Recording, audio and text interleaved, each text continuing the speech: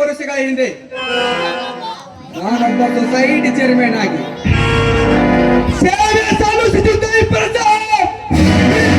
ರಾಜ್ಯದ ಮುಖ್ಯಮಂತ್ರಿ. ಇನ್ನು ಮುಂದೆ ಈ ರಾಜಕೀಯಕ್ಕೆ ನಾನೊಬ್ಬನೇ ನಾಯಕ. ನಾ ಮಾಡಿದ್ದೆ ಕಾನೂನು, ನಾ ನುಡಿದಿದ್ದೆ ನುಡಿಮುತ್ತು, ನಾ ಹೇಳುವ ಮಾತೆ ವೇದವಾಕ್ಯ.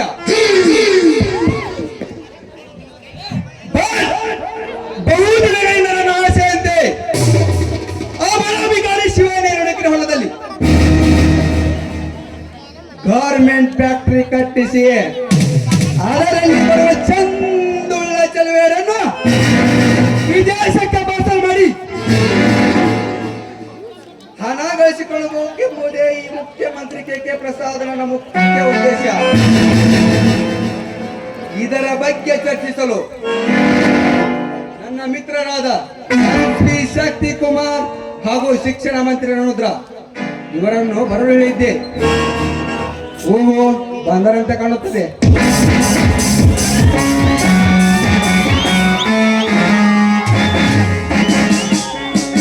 Morning sir. ಬರಬೇಕು ಬರಬೇಕು. SP ಶಕ್ತಿ ಕುಮಾರ್ ಹಾಗೂ ಶಿಕ್ಷಣ ಮಂತ್ರಿ ರಣುದ್ರ. ನಮಸ್ಕಾರ ಸರ್ ಮಂತ್ರಿಗಳೇ.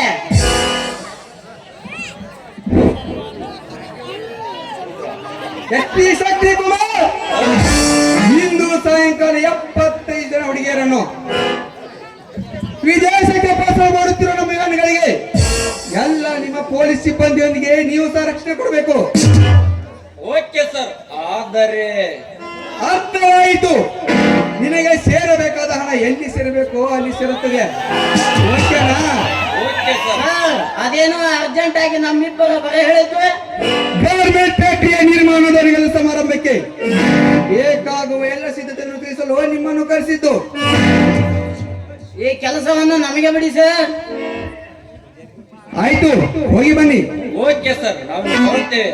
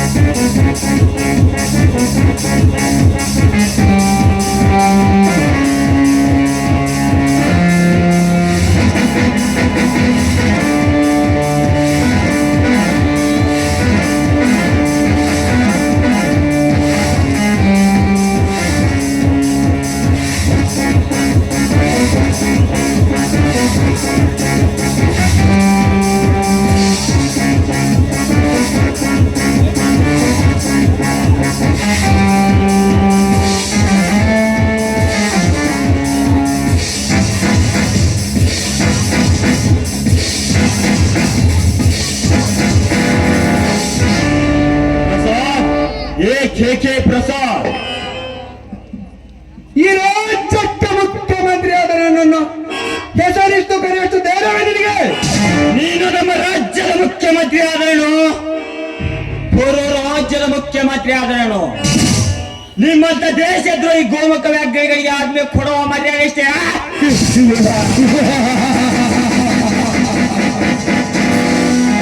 ಲೋಕ್ ಮಿಸ್ಟರ್ ನಾಗ ಲೋಕ್, ನಾನು ಯಾರು, ನನ್ನ ಪವರ್ ಏನೆಂಬುದು ಚೆನ್ನಾಗಿ ತಿಳಿದುಕೊಂಡು ಮಾತನಾಡೋ.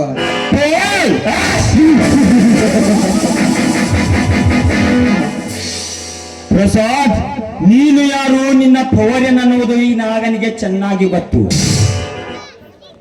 25 ವರ್ಷಗಳು ನೀನೊಬ್ಬ ಸೊಸೈಟಿ ಚೇರ್ಮನ್ ಆಗಿ ಬಡವರಿಗಾಗಿ ಕಳಿಸಬೇಕಾದ ಅಕ್ಕಿ, ಗೋಧಿ, ಸಕ್ಕರೆಯನ್ನು ನ್ಯಾಯದ ಬೆಲೆಗೆ ಕೊಡದೆ 4 ರೂಪಾಯಿ ಕೊಡಬೇಕಾದ ಅಕ್ಕಿಯನ್ನು 8 ರೂಪಾಯಿಗೆ, 3 ರೂಪಾಯಿ ಕೊಡಬೇಕಾದ ಗೋಧಿಯನ್ನು 6 ರೂಪಾಯಿಗೆ, 6 ರೂಪಾಯಿ ಕೊಡಬೇಕಾದ ಸಕ್ಕರೆಯನ್ನು 12 ರೂಪಾಯಿಗೆ, ಹೀಗೆ 1ಕ್ಕೆ 2ರಷ್ಟು ಬಡವರ ಹಣವನ್ನು ತಿಂದು ನಿನ್ನ ಬೊಜ್ಜು ಬೆಳೆಸಿಕೊಂಡಿದ್ದಲ್ಲದೆ ತಲಾ ಒಂದು ಓಟಿಗೆ 100 ರೂಪಾಯಿ ಅಂತ ಕೋಟ್ಯಾಂತರ ಹಣವನ್ನು ಖರ್ಚು ಮಾಡಿ ಬಡವರಿಂದ ಓಟು ಹಾಕಿಸಿಕೊಂಡು ಮಂತ್ರಿ ಪಟ್ಟ ಏರಿ ಕೊನೆಗೆ ಓಟು ಹಾಕಿದ ಅದೇ ಬಡವರ ಹೊಟ್ಟೆ ಮೇಲೆ ಹೊಡೆದು ನಿನ್ನ ಹೊಟ್ಟೆ ತುಂಬಿಸಿಕೊಳ್ತು ಇನ್ನೊಬ್ಬ ಈ ಜಗದ ಬಂಡ ಭಕ್ಷಕನೆ ಅನ್ನೋದು ಈ ನಾಗನಿಗೆ ಚೆನ್ನಾಗಿ ಗೊತ್ತು.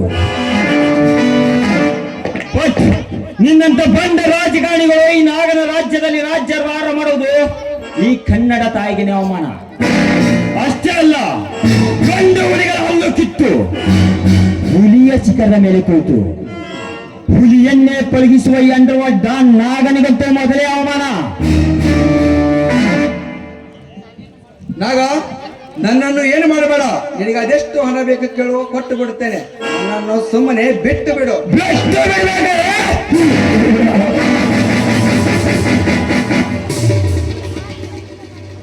ಸ್ವತಂತ್ರವೆಂದರೆ ನೆನಪಿಗೆ ಬರುವುದು ಗಾಂಧಿ, ಯೋಧ ಎಂದರೆ ಸುಭಾಷ್ ಚಂದ್ರ ಬೋಸ್, ಉತ್ತಮ ರಾಜಕಾರಣಿ ಎಂದರೆ ನೆಹರು, ಬುದ್ಧಿವಂತ ಎಂದರೆ ವಿಶ್ವೇಶ್ವರಯ್ಯ.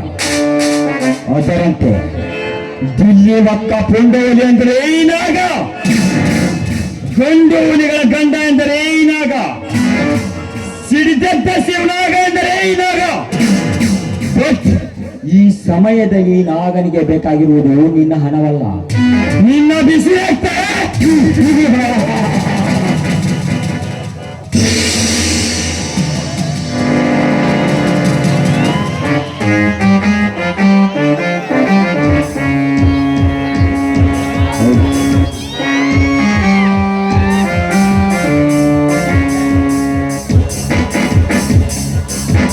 ಈ ನಾಗ ಕಣ್ಣಿಟ್ಟರೆ ಸಮಾಧಿ, ಕೊಂಡ್ಬಿಟ್ಟರೆ ಬೂದಿ, ಪ್ರಾಣಿಗೊಬ್ಬ ಬ್ರಹ್ಮ, ಭೂಮಿಗೊಬ್ಬ ನನ್ನ ತಂದೆ ಗದುಗಿನ ಪುಟ್ಟ ರಾಜಗವಾಯಿಗಳು.